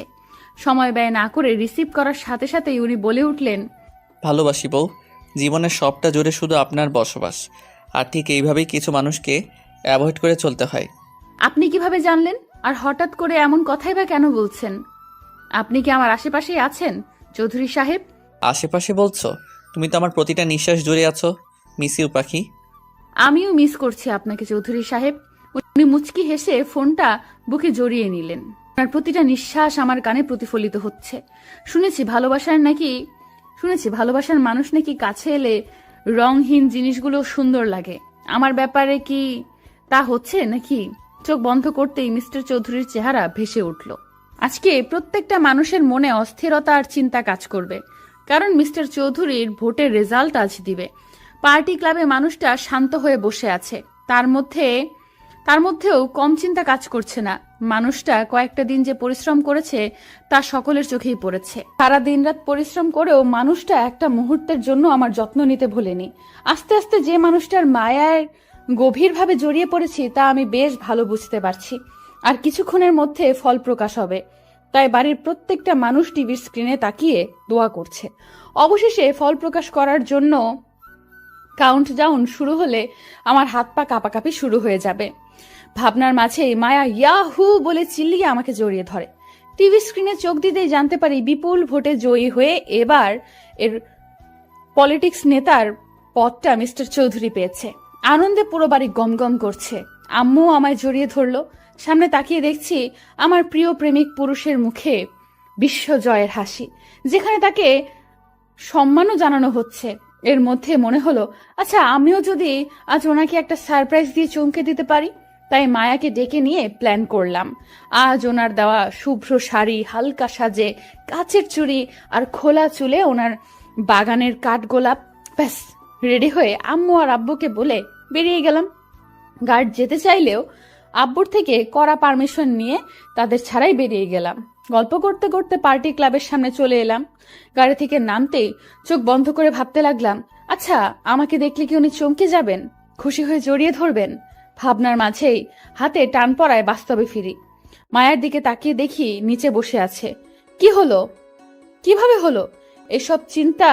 এইসব ভাবনা চিন্তা সাইডে রেখে যেই না ওকে তুলতে যাব, অমনি কতগুলো কালো পোশাক পরিহিত মানুষ এসে আমাকে টানতে লাগলো। টেনে গাড়িতে তুলে নিল।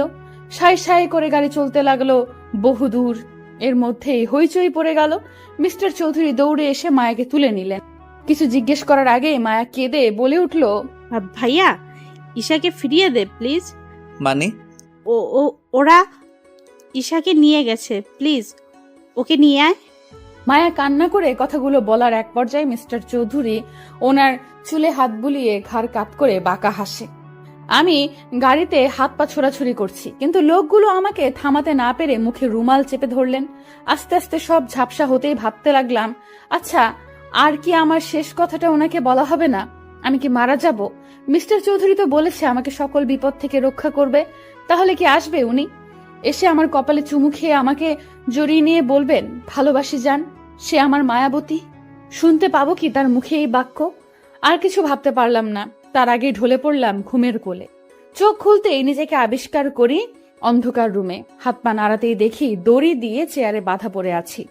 চারিপাশে চোখ বুলিয়ে দেখি ভেতরে আলো আসার ছিটে ফোটাও নেই, কিন্তু মাথার উপর ছোট্ট একটা লাইট রয়েছে, যা দ্বারা আমার সামনে বসে থাকা লোকটাকে দেখতে পাচ্ছি। সাথে বন্দুক নিয়ে গার্ড দাঁড়িয়ে আছে। আমি এদিক সেদিক তাকাতেই সামনে বসা লোকটা বন্দুক ঘোরাতে ঘোরাতে বললেন, বাহ, পাখি জ্ঞান ফিরেছে। খবরদার এই নামে আপনি ডাকবেন না। কি ক্ষতি করেছি আমি? আমাকে কেন এখানে নিয়ে এসেছেন? ছাড়ুন বলছি। বাহ আরাফ, এই বউ তো দেখি তার মতো তেজ আছে মেয়ের। I like it baby. সাবধান করছি, আপনি ফের এই নামে ডাকলে জিপ টেনে ছিঁড়ে ফেলবো। ও রিয়েলি? একটু পর বস এলেই বুঝবে কে কাকে কি করে। এদের কথায় এতটুকু বুঝতে পেরেছি এর লিডার অন্য কেউ। কিন্তু আমাকে এখানে তুলে আনার আসল উদ্দেশ্য কি হতে পারে? আর মিস্টার চৌধুরী কি জানেন আমি এখানে? খুঁজে পাবে তো? ভাবনায় মত্ত থাকা অবস্থায় কারো বস সম্বোধনের সামনে তাকাই। এ কি, উনি এখানে? অবাক হয়ে ভাবছি, এই লোকটাকে তো আমি চিনি। উনি আর কেউ না, স্বয়ং আমার ভার্সিটির ইংলিশ টিচার বিহান স্যার। যদিও দুদিন ওনার চাহনিতে আমি বাজে একটা আভাস পেয়েছি, কিন্তু এতটা পাত্তা দেইনি। উনি আসতেই সবাই দাঁড়িয়ে গেল। আমার দিকে হালকা ঝুঁকে বললেন, wow miss Isha, I'm crush on you. ইস, আবার তোমার প্রেমে পড়ে গেলাম। Just shut up. আমি আপনার স্টুডেন্ট আর আপনি আমাকে এখানে জোর করে তুলে নিয়ে এসেছেন। হ্যাঁ, কারণ আমি ভালোবাসি তোমায় সেই প্রথম দেখা থেকেই। আর আমি তোমাকে বিয়ে করতে চাই, খুব সুখী রাখবো, ট্রাস্ট মি। চুপ করুন আপনি। আপনি একজন শিক্ষক, তাই যথেষ্ট সম্মান করি, কিন্তু এখানে তুলে এনে আপনি মোটেও ঠিক করেননি। উফ, এই কারণেই তো ভার্সিটিতে সবাই রিজেক্ট করে। তোমার চোখে লেগেছে, একদম ইউনিক তুমি। ভালোবাসি তোমাকে ঈশা। আপনি শুনতে পাচ্ছেন না? বিবাহিত আমি। আরেকবার এই কথাগুলো বলে নিজেকে কুলুষিত করবেন না। ছেড়ে দিন আমায়। আমার কথায় বিহান স্যার জোরে জোরে হাততালি দিয়ে হেসে বলে ওঠে, ও তাই, তাহলে তোমার প্রেমিক পুরুষের নাকের ডগা থেকে তুলে নিয়ে এলাম। ধরতে পেরেছে আমায়? আর এখন আমি বিয়ে করব তোমায়। তোমার এই রূপ লাবণ্য আমাকে পাগল করেছে। এত মেয়ে দেখেছি, ছুঁয়েছি, কিন্তু তোমার মতো এত সুন্দর পাগল করা মেয়ে আমার চোখে কখনো পড়েনি। ছি, ছাড়ুন আমায়। এতটা নীচ আপনি? একদম আমার কাছে ঘাসার চেষ্টা করবেন না। খুলে দিন আমার হাত, ছাড়ুন বলছি। চিৎকার করে লাভ নেই, কেউ এই গভীর জঙ্গলে তোমাকে বাঁচাতে আসবে না। আগে তোমার বিয়ে করে খাঁচায় পুরব, তারপর তোমাকে ইচ্ছার বিরুদ্ধে হলেও নিজের করে নেব। আর তোমার আরাব আর আসবে না। খুঁজে পেলেও তবে তো আসবে, তাই না? সত্যিই কি আসবেন না মিস্টার চৌধুরী? আমাকে এই নরক থেকে উদ্ধার করবে না? এই অসৎ মানুষটা কি আমাকে সত্যি বাজেভাবে ছুড়ে দেবে? এই কাজে নিয়ে আয়, এক মুহূর্ত দেরি করা যাবে না, পাখি উড়ে যাবে। বস, শাড়ি গহনা এসব? নো নো, ভুল করেও দেরি করা যাবে না। আর আগে বিয়ে হোক, তারপর সব হবে। আর এমনিতে বিয়ে কোণে শাড়ি পরিহিতই আছে। করব না আমি বিয়ে, ছাড়ুন বলছি। আমি বিবাহিত। আপনি এগুলো কেন করছেন? করব না এই বিয়ে। একজন বিবাহিত মেয়েকে আপনি বিয়ে করবেন? এতটা পাপ করবেন না প্লিজ। বিয়ে বিয়ে বিয়ে, কিসের বিয়ে, কার বিয়ে? আজ এক্ষুনি তোমাকে বিয়ে করব। আর সোজা কথায় না হলে আঙ্গুল বাঁকাতে হবে। আমাকে রাগিয়ে দিলে তোমার ভালো হবে না, তাই চুপচাপ বিয়েটা করে নাও। আমি মরে গেলেও এই বিয়ে কিছুতেই করব না। এই ঈশার মনে শুধু তার চৌধুরী সাহেবের বাস। আমি শুধু আমার মিস্টার চৌধুরীকেই ভালোবাসি। শুনতে পেয়েছেন? আমার কথায় বিহান স্যার চোখ লাল করে তাকিয়ে হাতের কাছে চেয়ারটা জোরে আছাড় মেরে আমাকে টেনে তোলেন। আমি ব্যথা পেলেও খিচে সহ্য করে নিলাম। হাত চেপে ধরে হিস হিসে বলে উঠলেন, আজ পর্যন্ত তোমাকে ভালোবেসে ভালো চোখে তাকিয়েছি। যেই মেয়ে চোখে লেগেছে তার সর্বনাশ করেছি। কিন্তু তোমাকে বিয়ে পবিত্রভাবেই ছুতে চেয়েছি, কিন্তু তুই আরাফ আরাফ করে পাগল হচ্ছিস। তাই এবার আগে বাসর হবে, পরে বিয়ে হবে। দেখি তোকে কে বাঁচাতে আসে। উনি কথাটা বলেই আমাকে টেনে হিসড়ে অন্য রুমের দিকে বেডে ধাক্কা দিয়ে ফেলে শার্টের বোতাম খুলতে খুলতে এগিয়ে এলেই আমি ঝট করে উঠে ধাক্কা দিতেই আমাকে আবার ফেলে দিলেন। সামনে এগিয়ে আসছে, আমি হাত জোর করতে করতে পিছিয়ে যাচ্ছি। উনি আমার শাড়ির আঁচলে হাত দেওয়ার আগেই চোখ বন্ধ করে মিস্টার চৌধুরীর মুখটা মনে মনে অবলোকন করে নিলাম। দুফোঁটা অশ্রু বিসর্জন দেওয়ার সাথে সাথেই ভেবে নিলাম আজ পৃথিবী থেকে চিরতরে মুক্তি নিব। এই লোকটার বাজে স্পর্শ যে একটু পর আমার ভালোবাসার মানুষের পবিত্র ছোঁয়া মুছে দেবে। ভাবতে ভাবতে ডুকরে কেঁদে উঠলাম, কিন্তু হুট করে হাতের টান খেতেই দেখলাম বিহান স্যার সামনে পড়ে আছে আর মিস্টার চৌধুরী হিংস্র চোখে ওনার দিকে তাকিয়ে আছে। চারিপাশে গার্ডে ভর্তি। মিস্টার চৌধুরীকে দেখে আর কিছু না ভেবে এলোমেলো পায়ে এগিয়ে গিয়ে জড়িয়ে ধরলাম। উনিও আমাকে জড়িয়ে নিলেন। বিহান উঠে মিস্টার চৌধুরীকে আঘাত করতে এলেই মিস্টার চৌধুরী একঘা বসিয়ে দেয়। বিহান স্যার ব্যথায় কোকিয়ে মাটিতে বসে পড়েন। উনি এবার আমার দিকে তাকিয়ে হাত দিয়ে দু গাল আগলে বলে উঠলেন, জান কি হয়েছে, কাঁদছো কেন? এই তো আমি এসেছি। এই কুত্তার বাচ্চা কার গায়ে হাত দিতে চেয়েছে তা হারে হারে বোঝাবো। আমাকে উনি বিয়ে করতে চেয়েছে।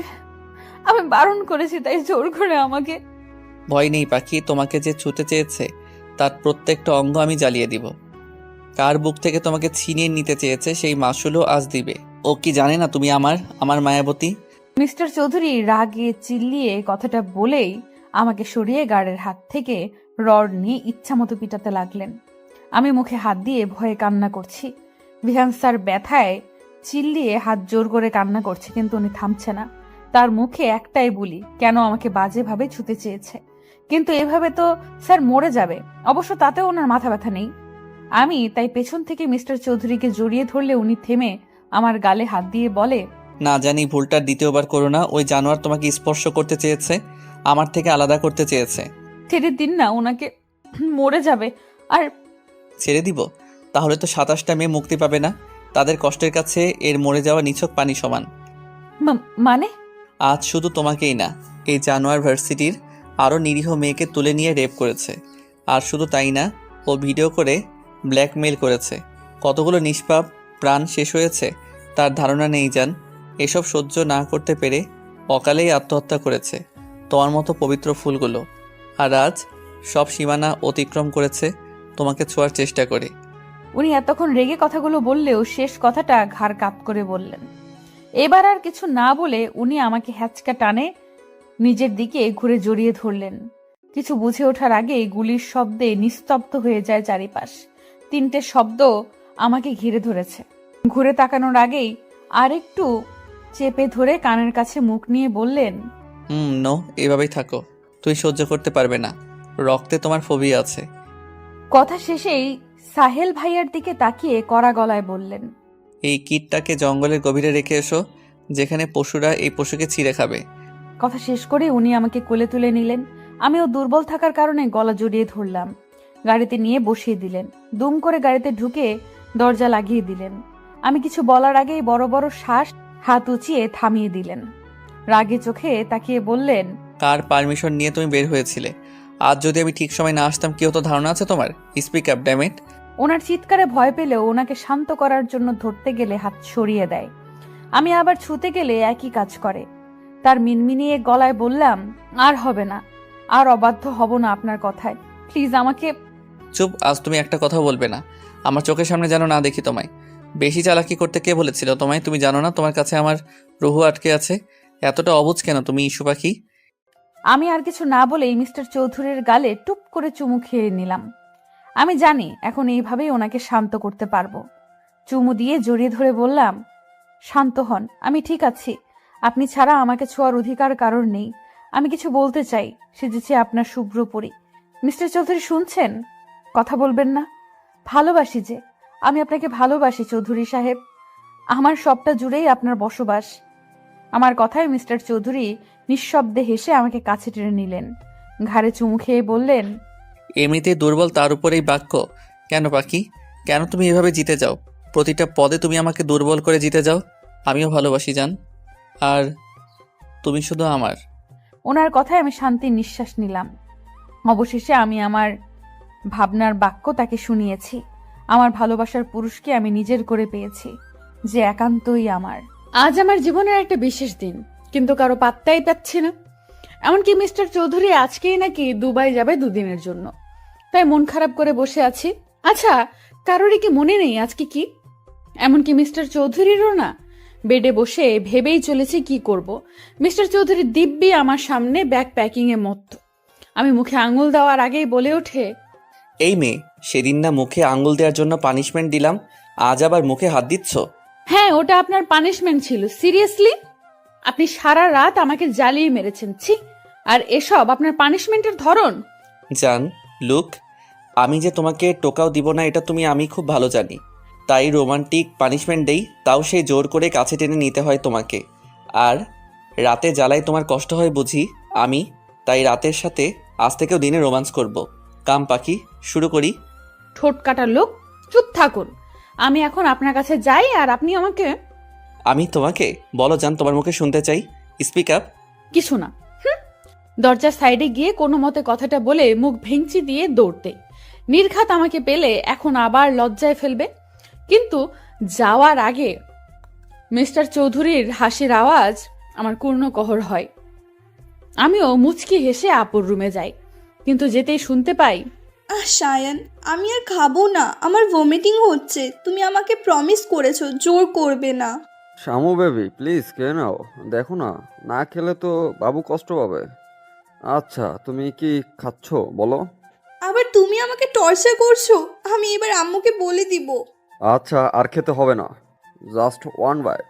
আমি এখন মাত্র 1.5 মাসে প্রেগনেন্ট, আর তুমি এতেই এমন করছো। আর যদি 9 মাস হয় তখন কি করবে? কি করব, আদর করে দেব, আর তখন যত্ন আরো বেশি করব। আমার একটা মাত্র বউ বলে কথা। সায়ান ভাইয়া কথাটা বলেই আপুকে জড়িয়ে ধরে। দরজার আড়ালে দাঁড়িয়ে ওদের দুষ্টু মিষ্টি ভালোবাসা দেখে হেসে দিলাম।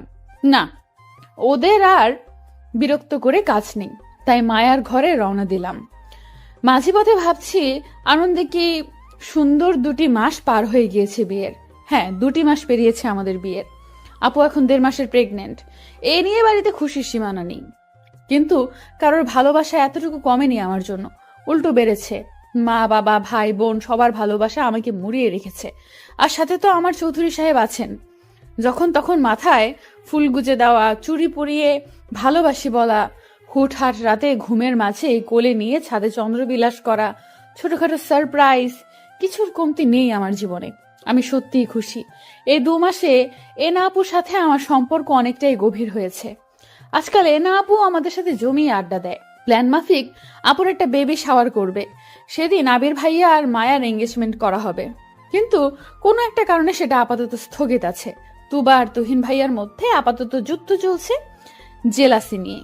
ভাবতে ভাবতেই মায়ার ঘরে এসে গেলাম, কিন্তু সেখানে দেখি এনা আপু আছে, কিছু নিয়ে প্ল্যানিং করছে মনে হচ্ছে। তাই গিয়ে বসতেই চুপ হয়ে গেল। কি হয়েছে রে মায়ু, তুই চুপ হলি কেন? এনা আপু তোমরা কি প্ল্যানিং করছিলে? আমি কিছু না। তুই এখানে কেন? ভাইয়া না আজ চলে যাবে? বিকেলে তো তুই ভাইয়াকে সময় দিতে পারিস। হ্যাঁ ঈশা, যাও, আরফকে সময় দাও। আমরা তো আছি, তুমি যাও, পরে এসো। কি হলো, এমন বিহেভ করছে কেন ওরা? আর কিছু না ভেবে উঠে গেলেই মেয়ের আসে। ম্যাম, আপনাকে বড় স্যার ডাকছে। যাও যাও, দেখেছো তোমার প্রেমিক ডাকছে, যাও। ধ্যাৎ, কি বলো? লজ্জা পেয়ে রুমে চলে এলাম। রুমে ঢুকতেই মিস্টার চৌধুরী দেওয়ালের সাথে চেপে ধরে থুতনিতে গভীর চুম্বন দিয়ে দিলেন। দূরে সরে ঘড়ির দিকে তাকিয়ে বললেন, জান কাম ফার্স্ট, লাঞ্চ করতে হবে, বিকেলে বের হব আমি। আপনি চলে যাবেন? সত্যি কি 2 দিন পর আসবেন? জান, খুব ইম্পর্টেন্ট না হলে তোমাকে ছেড়ে যেতাম না আমি। মিস করবে বুঝি? সাবধানে থাকবেন প্লিজ। মন খারাপ করে না জান, আমি চলে আসবো খুব আর্লি, সো ডোন্ট প্যানিক। মন খারাপ হলেও মিস্টার চৌধুরীর সামনে মিথ্যে হাসি ঝুলিয়ে লাঞ্চ করে নিলাম। সত্যি বলতে ওনাকে খুব মিস করব। ওনার কথায় কথায় জড়িয়ে ধরা, চুমু খাওয়াকে খুব মিস করব। 2টো দিন আমার কাছে যে 2টো যুগের সমান যাবে তা আমি বেশ ভালোই বুঝতে পারছি। লাঞ্চ শেষে সময় পেরিয়ে গেলে মিস্টার চৌধুরী সবার থেকে বিদায় নিয়ে চলে যায়। আমাকে এই সেই বুঝিয়ে যায়, কিন্তু মন যে মানে না। তাই রুমে ঢুকে খালি রুমে চোখ বুলিয়ে ডুকরে কেঁদে উঠি। নিচে বসে পড়ি। বেডশিট আঁকড়ে কান্না করার এক পর্যায়ে হিচকি উঠে যায়। ঘাড়ে কারোর স্পর্শ পেয়ে তাকিয়ে দেখি মিস্টার চৌধুরী। ওনাকে পেয়ে এক মুহূর্ত দেরি না করে জড়িয়ে ধরি। কাঁদতে কাঁদতে বলি, আপনি এসেছেন? খুশ জান, কি করছো? এভাবে কান্না করছো কেন? আমি চলে আসবো 2 দিন পর, আর তারপর তোমার জন্য বিশাল সারপ্রাইজ আছে। আমার সারপ্রাইজ লাগবে না, আপনি ঠিকঠাক ফিরে আসুন। এই তো আমি কাঁদছি না, দেখুন। তোমাকে আদর করতে ভুলে গিয়েছি জান, তাই তো আবার ফিরে এলাম। আর না এলে তো জানতেই পারতাম না তুমি এতটা মিস করো আমায়। আপনি আমার নিঃশ্বাসে আছেন, আমার অস্তিত্ব। আপনি আমার অভ্যাসে পরিণত হয়েছেন চৌধুরী সাহেব। কথাগুলো বলেই নিবিড়ভাবে জড়িয়ে ধরলাম। আমাকে উঁচু করে চুম্বন করলেন ওষ্ঠদয়। রাত 11:46 ঘরে বসে আছি, কিন্তু আজকে কেউ আমার ঘরে এসে একটিবার রুকিয়েও দিল না। যেই মায়া আমার কাছে আসে সে এখন একবার ঘুরেও তাকালো না। আজকে এমন করছে কেন সবাই? আম্মু আর আব্বুও ঘুমিয়ে গিয়েছে। এনা আপুর কাছে গেলে ব্যস্ত বলে তাড়িয়ে দিল। পুরো বাড়ি অন্ধকার হয়ে আছে। নিচের রুমে লাইট অন করে ফোনের স্ক্রিনে তাকিয়ে আছি, কিন্তু তুবার কোনো খবর নেই। আপু সন্ধ্যাবেলায় যে ঘুমিয়েছে আর খবর নেই। এমনকি চাচ্চু আর চাচিমাও আজ কল দিল না। অভিমানে ছেয়ে থাকা মনটা গুমোট অন্ধকারে ভর করলো। কেউ মনে রাখেনি একটু বাদে কি, এমনকি কাছের মানুষও নেই, এমনকি কাছের মানুষগুলোও নেই। ভাবতে ভাবতে ঘুমিয়ে গেলাম সোফার কাঁধে। হুট করে চিৎকারের শব্দে ঘুম উবে গেল। আশেপাশে তাকিয়ে দেখি চারিদিকে আলোর ছড়াছড়ি, ছোট ছোট লাইটিং এ ডেকোরেট করা পুরো ছাদের অংশ। আমার ভিন্ন অ্যাঙ্গেলে তোলা ছবিগুলো সাজিয়ে রাখা, বেলুনে ভর্তি। টেবিলে আমার পছন্দের ব্ল্যাক ফরেস্ট কেক আর ফুলের বুকেতে ঠাসা। আনন্দে আত্মহারা হয়ে চিল্লিয়ে লাফিয়ে উঠি, মুখে হাত দিয়ে। কর্ণগোহরে আসে হ্যাপি বার্থডে ঈশা। আমি তাকিয়ে দেখি আব্বু, আম্মু, চাচু, চাচিমা, তুবা, তুহিন, আপু, শাহিন ভাইয়া, সায়ান ভাইয়া, আবির ভাইয়া, মায়া, এনা আপু, সাথে সব মেয়েরা হাসি মুখে দাঁড়িয়ে থাকে। আমি খুশি হলেও এদিক সেদিক তাকিয়ে ভাবছিলাম, সবাই সারপ্রাইজ দিল, কিন্তু মিস্টার চৌধুরী একবারও আমাকে কল করলো না। সবাই একে একে জড়িয়ে ধরে উইশ করে গিফট হাতে দিল। হুট করে লাইট অফ হয়ে যায় ছাদের। সবাই চেয়ার আপ করতে শুরু করে। উৎসুক চোখে তাকিয়ে আছে।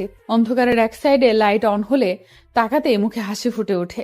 Happy birthday my queen, many many happy returns of the day Pakhi. তোমার দুঃখগুলো মুছে যাক, খুশির আবির্ভাব হোক। গড ব্লেস ইউ জান। আমি অবাক চোখে তাকিয়ে আছি। উনি এখানে কখন এলেন? উনি তো দুবাই গিয়েছিল। তাহলে তার মানে সব ওদের প্ল্যান ছিল, আর যে জন্যই সবার বিহেভিয়ার এমন ছিল। মায়া রেনা আপুর দিকে তাকাতেই কটকটিয়ে হেসে দিল। সবার কাছে জানতে চাইলে বলে এসব মিস্টার চৌধুরীর প্ল্যান ছিল। চাচু চাচিমা বিকেলে এসে আপুর ঘরে ছিল বিধায় আপু ঘর থেকে বের হয়নি। আর মিস্টার চৌধুরীকে দুবাইয়ের কথা জিজ্ঞেস করতেই বলে, জান, আমি আজ সারাদিন বাসায় তোমার সামনে থাকলে স্পেস পেতাম না। তুমি কাছে থাকতে এত অ্যারেঞ্জমেন্ট কিভাবে করতাম বলো? এই জন্য একটু নাটক সাজিয়েছি পাখি। ওরা সবাই মিলে আমাকে বোকা বানালে, আর আমি কি না ওদেরকেই মনে করাতে চাচ্ছিলাম আজ আমার বার্থডে ছিল। কথা শেষে সবাই মিলে কেক কেটে সেলিব্রেশনে মত্ত হয়। মিস্টার চৌধুরীকে কেক খাওয়াতে গেলে উনি আমাকে খাইয়ে দেয় না, তাই মুড খারাপের ভান ধরি। একে একে সবাই ছাদ থেকে চলে গেলে আমার হাত ধরে মিস্টার চৌধুরী কেকের সামনে নিয়ে আসে। ইশারায় কি বোঝালো, কেক গালে ঠোঁটে মুখে মাখিয়ে দেয়। দু হাতে উঁচু করে উপরে তুলে ফেলে। তারপর ইচ্ছে মতো কেকের নাম করে আমার নরম গাল আর ঠোঁটের উপর অত্যাচার চালায়। হাঁপিয়ে গেলে ছেড়ে দেয়। কাছে টেনে গালে হাত দিয়ে বলে, কি ভেবেছো পাখি? তোমার থেকে ইম্পর্ট্যান্ট আর কিছুই নেই আমার কাছে। আপনার জন্যই এই আয়োজন। কেমন লেগেছে সারপ্রাইজ জান? খুব খুব খুব ভালো, কিন্তু আম্মু কেন এলো না? এখনো কি রেগে আছে আমার উপর? না জান, আজকের দিনে মন খারাপ করো না। রেগে নেই, উনি আসতে চাইনি। চাচু চেয়েছিল, কিন্তু উনি রাইসার করা কাজের জন্য লজ্জিত। রাইসা 2 মাস আগে একটা ছেলের সাথে রাতে বাজে অবস্থায় রাস্তার লোক সম্মুখীন হয়। ছেলে বললে ভুল হবে, লোকটার বয়স আনুমানিক 35-এর উপরে। এই অবস্থায় মানুষজন রাইসাকে লোকটার সাথে জোর করে বিয়ে দিয়ে দেয়। রাইসা অবশ্য মন খারাপ করেনি, উল্টো বুক ফুলিয়ে বলেছে টাকা যথেষ্ট আছে লোকটার, তাই ওর সমস্যা নেই। আম্মু রেগে ওকে বাড়ি থেকে বের করে দেয়। হুট করে ফ্লোর থেকে পা সরাতেই বুঝি উনি আবার কোলে নিয়েছে। পাখি, তোমাকে সারপ্রাইজ দিয়ে আই এম সো টায়ার্ড, তাই আমার এনার্জি দরকার। আর এখন আমি তাই করব। ছি ছি, ছাড়ুন, বেশরম লোক। আবার আপনি ছি। আর কিছু না বলে উনি বাঁকা হেসে রুমে নিয়ে এলেন। বেডে শুইয়ে দিয়ে দরজা লাগিয়ে দিলেন। কাছে এসে ওড়না টেনে নিলেন। বাধা দিলাম না আমি। ভালোবাসার মানুষটা কাছে টেনে নিচ্ছে, তাই আমিও জড়িয়ে গেলাম তার বাঁধনে। অতঃপর আবারও একটি রাত সাক্ষী হলো ওনার ভালোবাসা নামক অত্যাচার জ্বালাতনের। স্তব্ধ হয়ে সামনে তাকিয়ে আছি, যেখানে 3টে মানুষ কিছু খুঁজে পাওয়ার খুশিতে কাটছে। চারিপাশে মানুষের গমগমে পরিবেশেও আমার ধ্যান জ্ঞান সব জুড়ে বিচরণ করছে প্রায় 100 প্রশ্ন। টলটলে চোখে ভাবতে লাগলাম কিছু সময় আগের কথা। আজ আমার জন্মদিন উপলক্ষে সারা বাড়িতে খুশির ছড়াছড়ি। এত বছরে কোনো দিন এত বড় সেলিব্রেশন হয়নি। ওই আপু, চাচু আর চাচিমা ছোটখাটো ভাবেই আমাকে আনন্দ দেওয়ার জন্য ঘরোয়াভাবে অনুষ্ঠান করত। কাল চাচু, চাচিমা, তুবা, তুহিন ভাইয়া কাউকেই রাতের বেলা বাড়ি ফিরতে দেয়নি উনি। সকালে সুন্দর খুনসুটি মুহূর্ত কাটিয়ে মিস্টার চৌধুরীর দেওয়া ভালোবাসা অনুভব করি। আস্তে আস্তে বেলা বাড়তে থাকে।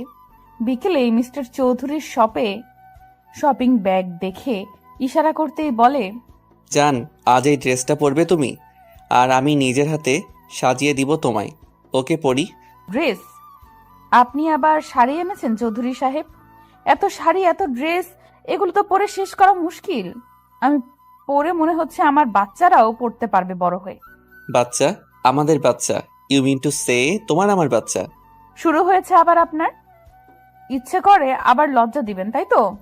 আমার কথায় মিস্টার চৌধুরী হেসে দিয়ে আমাকে কাছে টেনে নিলেন, পেটে হাত দিয়ে বললেন, তুমি নিজেই একটা বাচ্চা, আর এখন তুমি বাচ্চা ক্যারি করতে পারবে? অবশ্য সুবিধা আমার হবে, আমার বউকে বেশি বেশি আদর করার সুযোগ পাবো। আবার শুরু করেছেন আপনি। আমি আর আসবো না এই রুমে, এক্ষুনি বের হয়ে যাব। আপনি শুধু শুধু আমাকে জ্বালাতন করেন। কথা শেষ করে এক মুহূর্ত না দাঁড়িয়ে চলে এলাম। উনি মুচকি হেসে বিড়বিড়িয়ে বললেন, সারপ্রাইজ আছে পাখি, তোমার কষ্টের অবসান আজ হবে, আর মাত্র কিছু সময়ের অপেক্ষা মাত্র। আপাতত আয়নার সামনে মুখ গোমরা করে বসে আছি। মিস্টার চৌধুরী দিব্যি আমাকে সাজিয়ে যাচ্ছে। আচ্ছা, এই লোকটা এত এনার্জি পায় কোথায়? আমি তো একটুতেই হাঁপিয়ে যাই। আমি এনার্জি পাই তোমার হাসি দেখে পাখি। তোমার ওই টোল পড়া হাসিটা আমায় সবকিছুতেই দুর্বল করে দেয়, আবার সবকিছুতেই এনার্জি যোগায়। এই আপনি আমার মনের কথা বুঝতে পারেন কিভাবে? আমি তো কথাটা মনে মনে বলেছি। অবাক হয়ে কথাটা বলতেই উনি ঝুঁকে চোখে চুমু খেয়ে আবার আমার হাত ওনার বুকের বাঁ পাশে রেখে নিঃশ্বাস নিয়ে বললেন, এই হার্টবিটের গতি দেখেছো পাখি? তোমার নামে সে এত দ্রুত চলন করে। আমার মনে একমাত্র নারীর বসবাস যে আমার বুকে বক্ষ পিঞ্জিরায় থাকে, তার সব কথা, হাসি কান্না আমাকে জানান দেয় সে কি চায়, কি চলছে তার মনে। বুঝলে পড়ি? আমি আমার হাত সরিয়ে নিয়ে উঠে পড়লাম। ওনাকে কিছু বলার সুযোগ না দিয়ে পা উঁচু করে ওনার শার্টের কলার খামচে ধরে মিলিয়ে দিলাম ওষ্ঠদ্বয়। মিস্টার চৌধুরী দু হাতে আমাকে আরেকটু উঁচু করে নিলেন। প্রায় মিনিট খানেক পরে ছেড়ে দিয়ে দুজনে হাঁপাতে লাগলাম। ওনার বুকে মাথা রেখে চোখ বুজে বলতে আরম্ভ করলাম, আপনি আমার সুখ, আমার বিশ্বাস, আস্থা, আমার জীবনের শ্রেষ্ঠ পাওয়া। ভালোবাসি, আমি খুব ভালোবাসি চৌধুরী সাহেব। বউ, এভাবে বলো না। আমি কিন্তু আদর করা শুরু করলে আজ আর কোনো পার্টি হবে না। সো মিসেস চৌধুরী, আপনি কি তাই চাচ্ছেন?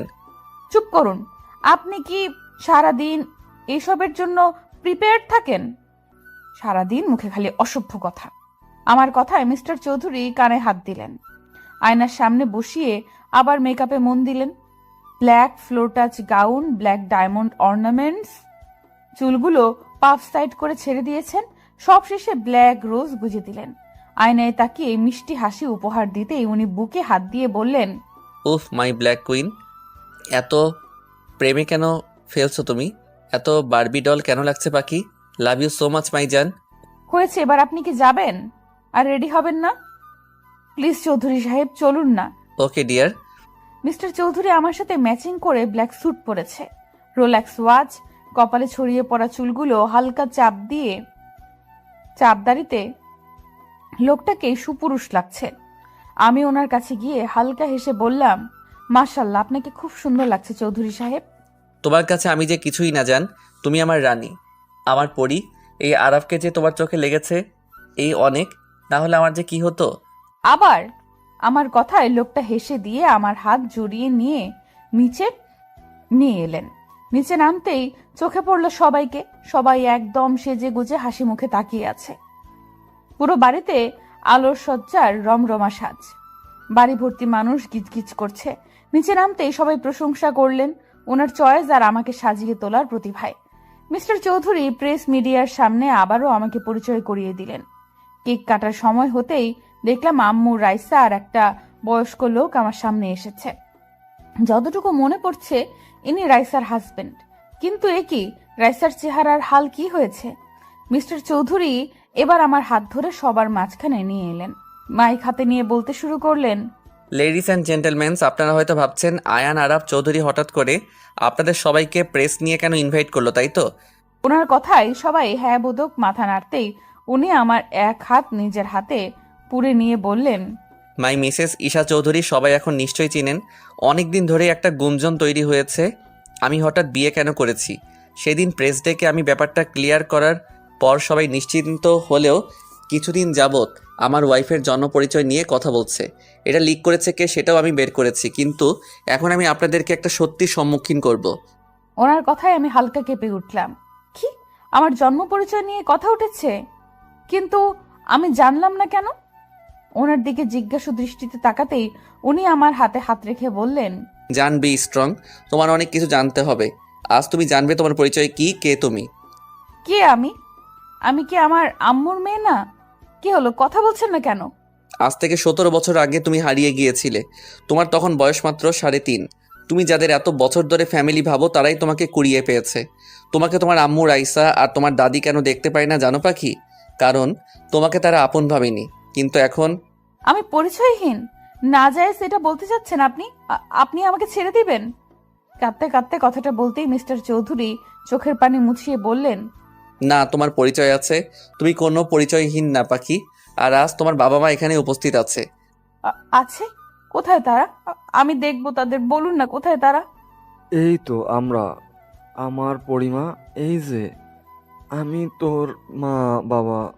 আমি শব্দ অনুসরণ করে তাকাতেই অবাক হয়ে যাই। আন্টি, আঙ্কেল, ফারাজ ভাইয়া। আন্টি না রে, মা, আমি যে তোর মা। আর দেখ তোর বাবা, তোর বড় ভাইয়া। ওনারা কেঁদে কথাটা বলতেই আমি স্থির চোখে তাকাই। এবার বর্তমানে ফিরে যাই। ভাগ্য দেখ, আজ তোর জন্মদিন, আজ তোকে হারিয়েছি আর আজ পেলাম। হ্যাঁ, আসলে এই দিনেই আমরা মেলায় ওকে খুঁজে পাই। যেহেতু আজকের দিনেই ওর নতুন পথ চলা শুরু হয়েছিল, তাই আজকের দিনটাই ওর জন্মদিন বলে আমরা পালন করি। তোমরা আমাকে কেন বলনি চাচ্চু? আমরা তোমাদের কেউ ছিলাম না, একজন আশ্রিতা মাত্র ছিলাম। না মা, তুই আশ্রিতা না, তুই আমাদের আরেক মেয়ে। তোকে আর সামিয়াকে আমরা আলাদা চোখে কখনো দেখিনি। সবার কথা শুনে আমি স্তব্ধ হয়ে দাঁড়িয়ে আছি। শরীর হালকা হয়ে আসতেই মিস্টার চৌধুরী আমাকে ধরে ফেলেন। না, আর না, আজ আমাকে সত্যিটা জানতেই হবে। যেভাবেই হোক আজ সত্যির মুখোমুখি আমাকে হতে হবে। মিস্টার চৌধুরীর হাতে ভর দিয়ে দাঁড়িয়ে যাই, আসল সত্য শোনার অপেক্ষায়। সবকিছু শুনে শুধু আমি না, বাড়ির বাকিরাও বিমূঢ় হয়ে তাকিয়ে রইল।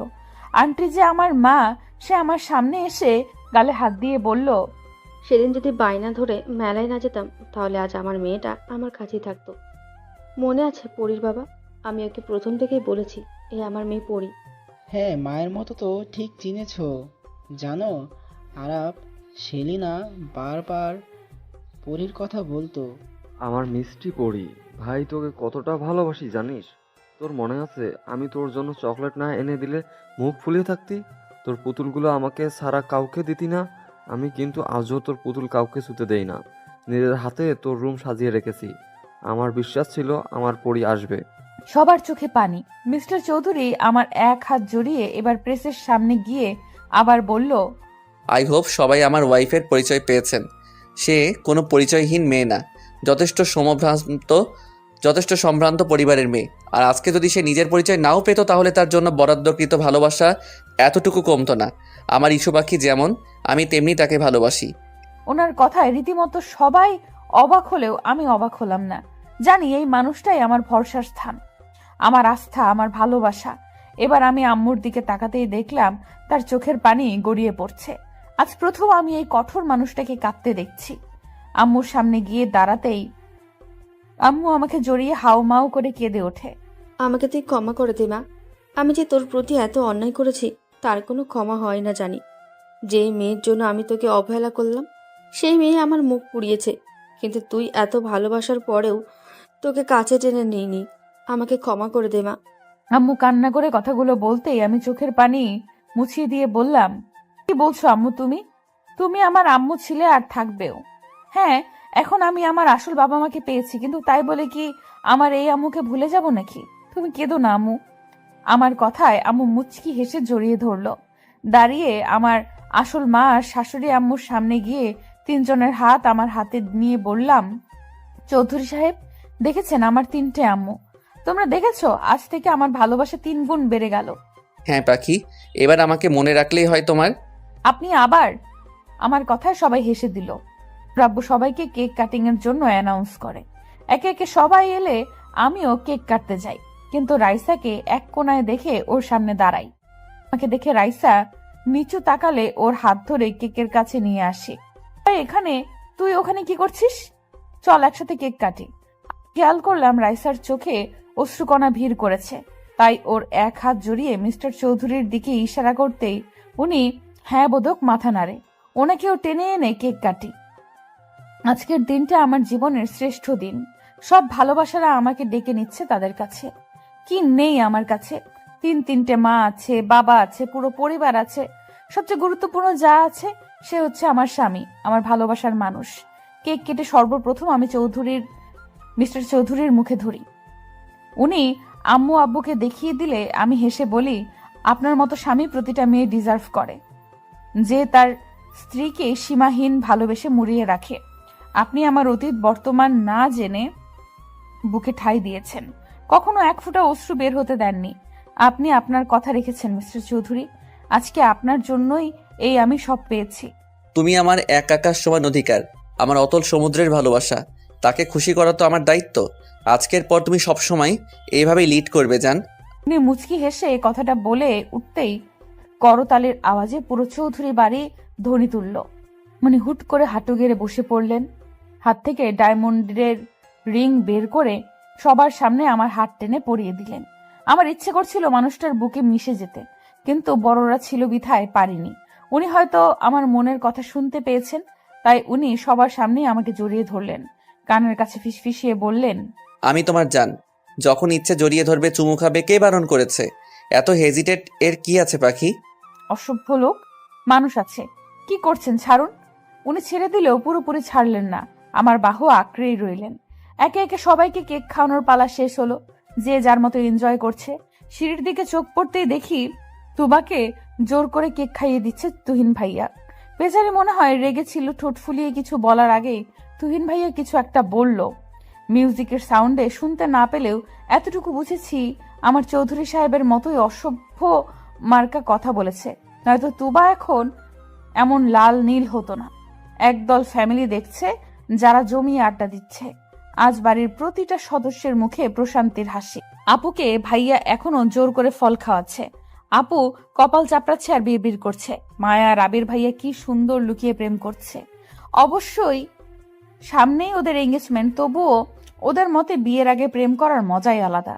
সবাইকে পরখ করার চোখ যায় চৌধুরীর দিকে।